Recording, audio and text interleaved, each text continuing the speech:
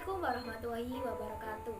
Perkenalkan, nama saya Salmiani Putri dari kelas C Program Studi Pendidikan Guru Madrasah Ibtidaiyah Fakultas Tarbiyah dan Keguruan Universitas Islam Negeri Sunan Ampel, Surabaya. Pertama-tama, yang saya hormati Bapak Ahmad Naufal selaku dosen filsafat pendidikan Islam dan juga teman-temanku rahimakumullah. Di sini saya akan menjelaskan tentang evaluasi pendidikan Islam menurut perspektif filosofis. Pendidikan adalah sebuah kata yang tak asing lagi pada zaman ini. Hampir semua orang pasti sudah pernah mengenal bahkan melaksanakan pendidikan. Menurut Made Pidarta yang dikutip oleh Uci Sanusi dan Rudi Ahmad Suryadi, menjelaskan bahwa pendidikan adalah suatu hal yang tidak dapat dipisahkan dari manusia. Menurut Sisdiknas, pendidikan adalah upaya sadar dan terencana untuk mewujudkan proses belajar mengajar untuk peserta didik agar ia secara aktif dapat mengembangkan potensi dirinya untuk memiliki kekuatan spiritual, keagamaan, pengendalian diri, kepribadian, kecerdasan, dan akhlak mulia, juga keterampilan yang dibutuhkan dalam masyarakat. Menurut Ki Hajar Dewantoro selaku Bapak Pendidikan Nasional, menjelaskan bahwa pendidikan adalah sebuah tuntutan tumbuhnya anak-anak. Maksudnya, dengan pendidikan, anak-anak dituntut untuk menjadi anggota masyarakat yang dapat mencapai kesejahteraan dan kebahagiaan setinggi-tingginya. Dalam pendidikan Islam, pendidikan bertujuan untuk membentuk insan kamil atau manusia paripurna. Tujuan pendidikan ini merupakan inti dari segala proses pendidikan, sehingga segala komponen dalam pendidikan Islam seperti kurikulum, metode, dan proses yang berlangsung harus selalu disesuaikan dengan tujuan pendidikan Islam. Nah, untuk mengetahui apakah tujuan yang dimaksud dapat tercapai, itu dibutuhkan sebuah proses yang dinamakan evaluasi, agar dapat menjawab secara tepat. Kedudukan evaluasi dalam proses kegiatan sangat penting karena memiliki kedudukan yang sama dengan bagian integral dari proses kegiatan secara keseluruhan. Untuk mengetahui kepentingan evaluasi dapat dilihat dari pandangan Abu Dinata sebagai berikut. Yang pertama, untuk mengetahui tercapai tidaknya tujuan instruksional secara komprehensif yang meliputi aspek pengetahuan, sikap, dan juga tingkah laku. Yang kedua, sebagai umpan balik yang berguna bagi tindakan berikutnya, di mana segi-segi yang sudah dapat dicapai lebih ditingkatkan kembali dan segi-segi yang merugikan lebih baik dihindari. Yang ketiga, bagi pendidik, evaluasi berguna untuk mengukur keberhasilan proses belajar mengajar. Bagi peserta didik, berguna untuk mengetahui bahan pelajaran yang diberikan dan dikuasainya. Bagi masyarakat, untuk mengetahui berhasil atau tidaknya program-program yang telah dilaksanakan. Yang keempat, untuk memberikan umpan balik kepada guru sebagai dasar untuk memperbaiki proses belajar mengajar dan mengadakan program remedial bagi murid. Yang kelima, untuk menentukan angka kemajuan atau hasil belajar. Yang keenam, untuk menempatkan murid dalam situasi belajar mengajar yang tepat. Yang ketujuh, untuk mengenal latar belakang murid yang mengalami kesulitan saat belajar. Nah, dari pandangan di atas memberikan gambaran yang jelas bahwa setiap kegiatan belajar mengajar dapat diketahui hasilnya melalui evaluasi. Evaluasi mutlak dilakukan dan merupakan kewajiban setiap guru. Nah, di sini saya akan menjelaskan tentang hakikat evaluasi. Yang pertama yaitu pada teori hakikat. Hakikat adalah realitas, yakni berasal dari kata real yang berarti keadaan yang sebenarnya. Hakikat adalah kenyataan keadaan atau sesuatu yang sebenarnya, bukan keadaan yang menipu, bukan juga keadaan yang sementara ataupun yang berubah. Bahasa lain dari teori hakikat adalah ontologi. Ontologi dalam bahasa Inggris yaitu dari kata ontologi berakar dari bahasa Yunani yaitu on yang artinya ada, ontos yang berarti keberadaan, dan sedangkan logos yang berarti pemikiran. Jadi ontologi dapat disimpulkan sebagai pemikiran mengenai yang ada dan keberadaannya. Adapun karakteristik ontologi yang dikemukakan oleh Bagus sebagai berikut. Yang pertama, ontologi adalah studi tentang arti ada dan berada. tentang ciri-ciri yang esensial dari yang ada dalam dirinya sendiri. Yang kedua, ontologi adalah cabang filsafat yang mempelajari tata dan struktur realitas dalam arti seluas mungkin dengan menggunakan kategori-kategori seperti ada atau menjadi, aktualitas atau potensialitas, nyata atau penampakan, esensi atau ekstensi, kesempurnaan, ruang dan waktu, perubahan dan sebagainya. Yang ketiga, ontologi adalah cabang filsafat yang mencoba melukiskan hakikat terakhir yang ada, yaitu yang satu, yang absolut, bentuk abadi, sempurna, dan keberadaan segala sesuatu yang mutlak bergantung kepadanya. Yang keempat, cabang filsafat yang mempelajari tentang status realitas, apakah nyata atau semu, apakah pikiran itu nyata, dan sebagainya. Nah, dari pandangan di atas dapat dipahami bahwa yang ada itu ada yang bersifat fisik dan ada yang bersifat metafisika. Metafisika itulah yang menjadi objek kajian filsafat. Selanjutnya saya akan membahas tentang evaluasi. Setelah membicarakan teori hakikat, kemudian dihubungkan dengan evaluasi dalam filsafat pendidikan Islam. Salah satu komponen penting untuk melihat keberhasilan dalam pendidikan adalah evaluasi.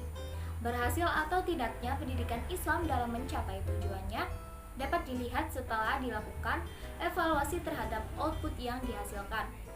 Jika hasilnya sesuai dengan apa yang ditetapkan dalam tujuan pendidikan Islam, maka usaha pendidikan itu dapat dinilai berhasil. Namun sebaliknya, jika kegiatan pendidikan itu dinilai gagal, maka evaluasi pun akan menjadi gagal. Oleh karena itu, evaluasi dapat diartikan sebagai suatu usaha untuk mengetahui tingkat keberhasilan pendidikan yang meliputi seluruh komponennya dalam mencapai tujuan pendidikan yang telah ditetapkan. Kata evaluasi sendiri berasal dari bahasa Inggris to evaluation yang berarti menilai. Sedangkan dalam bahasa Arab biasa dikenal dengan istilah imtihan yang artinya ujian dan hataman. Maksudnya, cara menilai hasil akhir dari proses pendidikan itulah yang namanya evaluasi. Evaluasi merupakan tindak lanjut yang dilakukan untuk mengetahui sejauh mana pelajaran yang disampaikan oleh pendidik dapat dipahami oleh peserta didik. Evaluasi dapat dilakukan setiap hari, setiap bulan, setiap semester, bahkan ada evaluasi pada tahap akhir. Dalam evaluasi pendidikan, ada 4 komponen yang saling terkait dan merupakan satu kesatuan yang tidak dapat dipisahkan. Artinya, kegiatan evaluasi harus melibatkan kegiatan lainnya seperti penilaian, pengukuran, dan tes atau notes. Nah, dengan evaluasi, pendidik dapat memetakan tingkat kemampuan peserta didik dalam suatu pelajaran, di mana peserta didik yang berkemampuan tinggi, sedang, dan juga yang tertinggal. Sehingga setelah diketahuinya kemampuan peserta didik, pendidik dapat memberikan treatment terhadap peserta didik. Peserta didik yang lemah diberi perhatian khusus agar ia dapat mengejar dan memenuhi kekurangannya. Sedangkan kepada yang cerdas atau yang sudah tinggi kemampuannya diberikan pengayaan agar ia terus meningkatkan kemampuannya ke arah yang lebih baik lagi. Dalam evaluasi pendidikan Islam, evaluasi tidak hanya sebatas penilaian yang dimunculkan dengan angka-angka, melainkan lebih dari itu. Menurut Dawlai, suatu hal yang paling esensi dari evaluasi adalah seseorang dapat mengevaluasi dirinya sendiri, yakni sudah seberapa jauh kemampuan beragamanya, keimanannya, dan pengalaman agama serta akhlak mulia. Nah, orang yang menyadari dirinya masih banyak kekurangan, maka ia akan berupaya untuk memperbaiki dirinya sendiri. Jadi, sesungguhnya evaluasi dalam pandangan pendidikan Islam itu menitik beratkan pada pembentukan kesadaran diri. Setelah mengetahui apa saja yang harus diperbaiki dalam perjalanan hidupnya. Menumbuhkan sikap mental yang demikian itulah hakikat dari evaluasi dalam konsep pendidikan Islam. Adapun kegunaan dari evaluasi pendidikan Islam. Yang pertama, bagi pendidik. Evaluasi berguna untuk membantu seorang pendidik dalam mengetahui sejauh mana hasil yang dicapai dalam melaksanakan tugasnya. Yang kedua, dari segi peserta didik, evaluasi berguna untuk dapat mengubah dan mengembangkan tingkah lakunya secara sadar ke arah yang lebih baik lagi. Yang ketiga, dari segi ahli pikir pendidikan Islam, evaluasi berguna untuk membantu para pemikir pendidikan Islam mengetahui kelemahan teori-teori pendidikan Islam dan membantu mereka dalam merumuskan kembali teori-teori pendidikan Islam yang relevan dengan ras dinamika zaman yang senantiasa berubah. Yang keempat, dari segi ahli politik pengambil kebijakan pendidikan Islam atau yang biasa yang disebut dengan pemerintah, evaluasi berguna untuk membantu mereka dalam membenahi sistem pengawasan dan mempertimbangkan kebijakan yang akan ditetapkan dalam sistem pendidikan Islam. Kegunaan tersebut dimaksudkan untuk mengetahui kelebihan dan kelemahan pendidikan Islam di berbagai aspek dalam rangka peningkatan kualitas di masa depan. Selanjutnya saya akan menjelaskan tentang landasan evaluasi. Evaluasi pendidikan Islam dilaksanakan berdasarkan dua pedoman, yaitu Al-Quran dan Hadis. Dalam Al-Quran surat Al-Hasyr ayat 18, Allah Subhanahu wa taala berfirman, A'udzu billahi minasyaitonir rajim. Bismillahirrahmanirrahim. Ya ayyuhalladzina amanu taqullaha wa tanzur nafsum ma qaddamat lighad. Wattaqullaha innallaha khabirum bima ta'malun.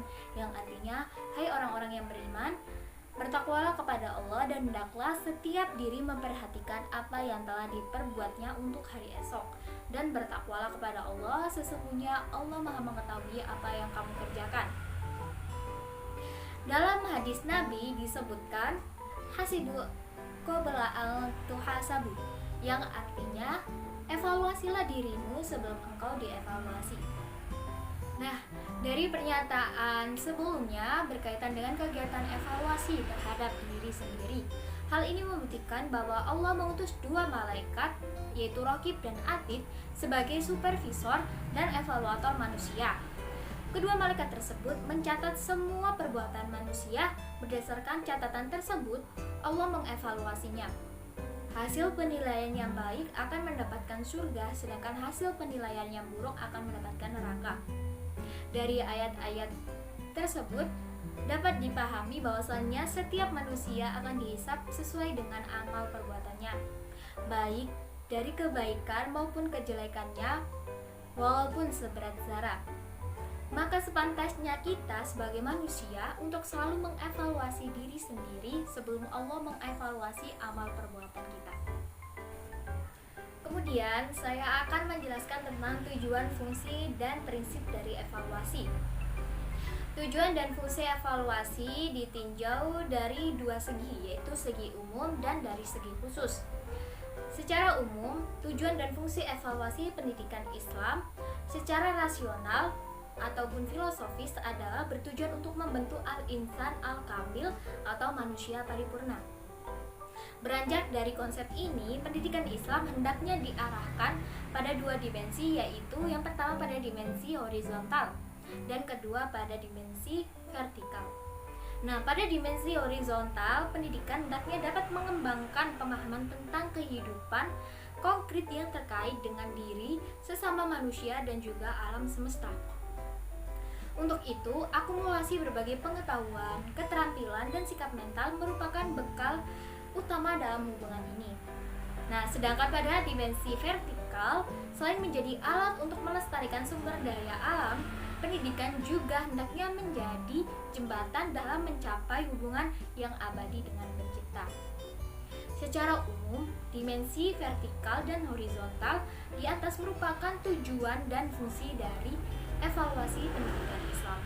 Tujuan pelaksanaan evaluasi dalam pendidikan Islam secara khusus adalah untuk mengetahui pemahaman peserta didik terhadap materi pelajaran baik dalam aspek kognitif, afektif, maupun psikomotor.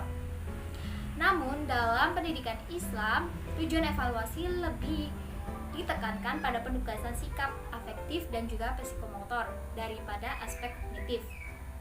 Penekanan ini bertujuan untuk mengetahui kemampuan peserta didik yang secara garis besarnya meliputi 4 hal, yaitu sikap dan pengalaman terhadap hubungan pribadinya dengan Tuhan, sikap dan pengalaman terhadap arti hubungannya dengan masyarakat, sikap dan pengalaman terhadap arti hubungan kehidupannya dengan alam sekitar, dan juga sikap dan pandangan terhadap diri sendiri selaku hamba Allah, anggota masyarakat, dan khalifah Allah Subhanahu wa Ta'ala.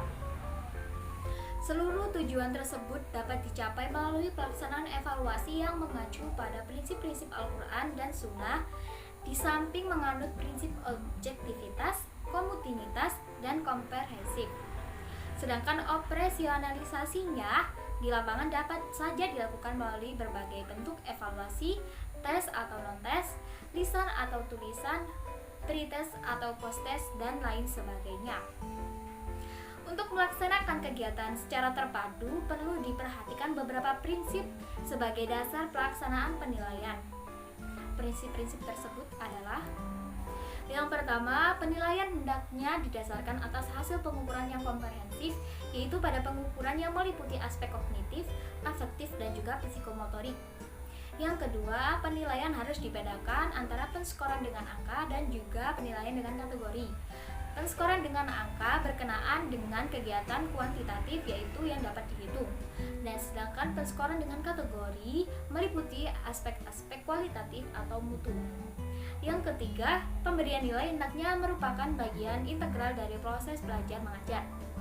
Yang keempat, penilaian hendaknya bersifat comparable, artinya dapat dibandingkan antara satu tahap penilaian dengan tahap penilaian lainnya. Yang kelima, sistem penilaian yang dipergunakan hendaknya jelas bagi siswa dan bagi pengajar sendiri sehingga tidak membingungkan. Dalam sebuah kegiatan evaluasi, pasti terdapat objek yang akan dievaluasi. Siapa sih objek dalam kegiatan evaluasi? Pada umumnya, objek dari evaluasi pendidikan Islam adalah peserta didik. Tetapi secara khusus, objek evaluasi meliputi aspek-aspek tertentu yang terdapat pada diri peserta didik. Pada hakikatnya, peserta didik bukan hanya berperan sebagai objek evaluasi saja, tetapi juga dia berperan sebagai subjek evaluasi. Oleh karena itu, evaluasi pendidikan Islam dapat dilakukan dengan dua cara.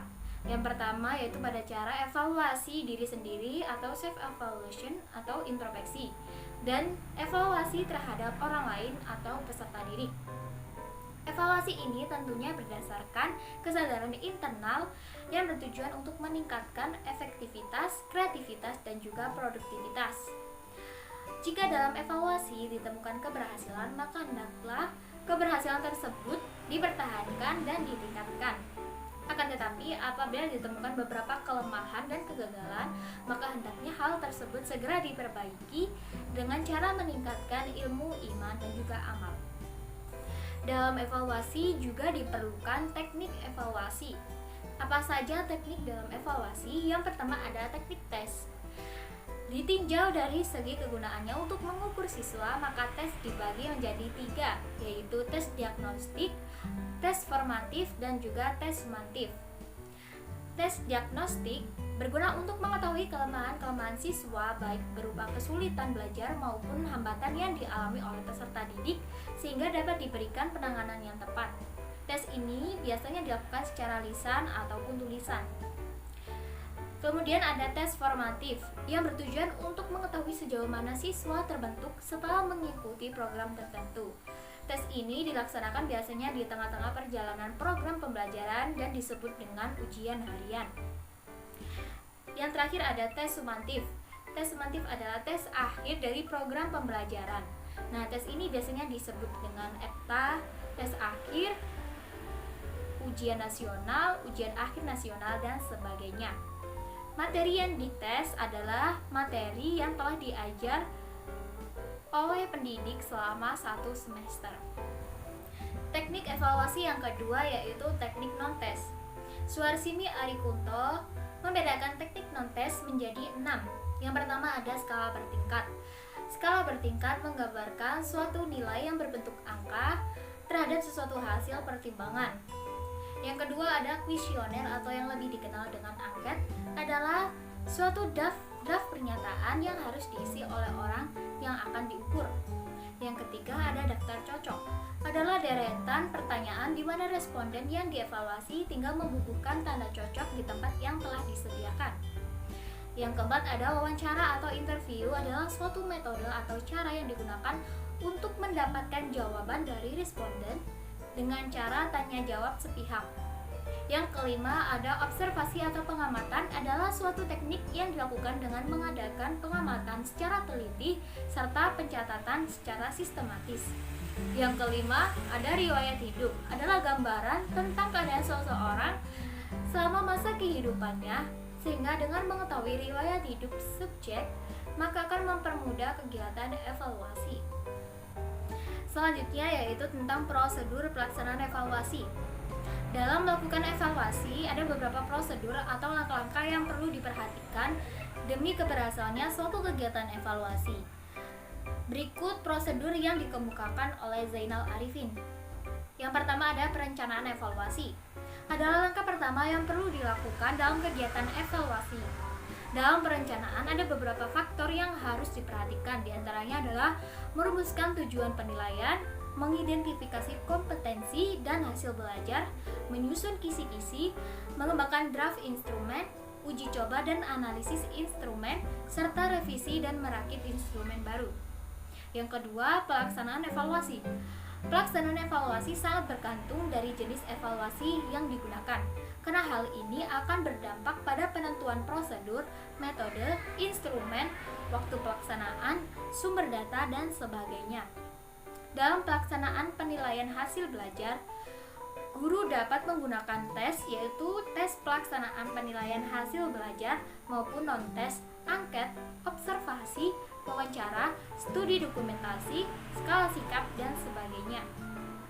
Yang ketiga, monitoring pelaksanaan evaluasi digunakan untuk memantau pelaksanaan evaluasi agar tetap sesuai dengan perencanaan evaluasi yang telah ditetapkan sebelumnya.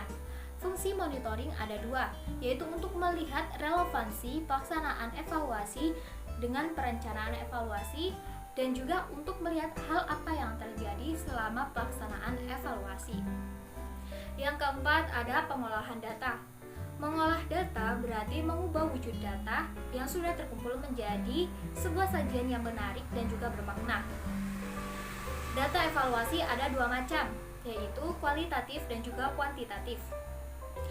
Data kualitatif tentunya dianalisis dengan cara kualitatif, sedangkan data yang kuantitatif juga dianalisis secara kuantitatif. Yang kelima ada pelaporan hasil evaluasi. Sebagai bentuk akuntabilitas publik, pihak-pihak yang berkepentingan seperti orang tua atau wali, kepala sekolah, pengawas, pemerintah, mitra sekolah, atau peserta didik itu sendiri harus menerima laporan hasil evaluasi. Yang keenam ada penggunaan hasil evaluasi. Tahap akhir dalam evaluasi adalah penggunaan atau pemanfaatan hasil evaluasi. Salah satu penggunaan hasil evaluasi adalah laporan. Laporan yang dimaksud untuk memberikan feedback kepada semua pihak yang terlibat dalam pembelajaran, baik secara langsung maupun tidak langsung. Nah, itulah materi tentang evaluasi pendidikan Islam menurut perspektif filosofis yang bisa saya sampaikan. Dapat saya simpulkan bahwa evaluasi benar sangat penting dalam pelaksanaan pendidikan Islam. Bukan hanya dari segi tujuan, fungsi maupun prinsip, tapi evaluasi juga berfungsi sebagai hasil pelaporan yang digunakan pendidik untuk melaporkan hasil daripada peserta didik tentang kegiatan pembelajaran yang telah dilakukan. Nah, itulah materi tentang evaluasi pendidikan Islam menurut perspektif filosofis yang bisa saya sampaikan. Semoga dapat bermanfaat untuk teman-teman semuanya.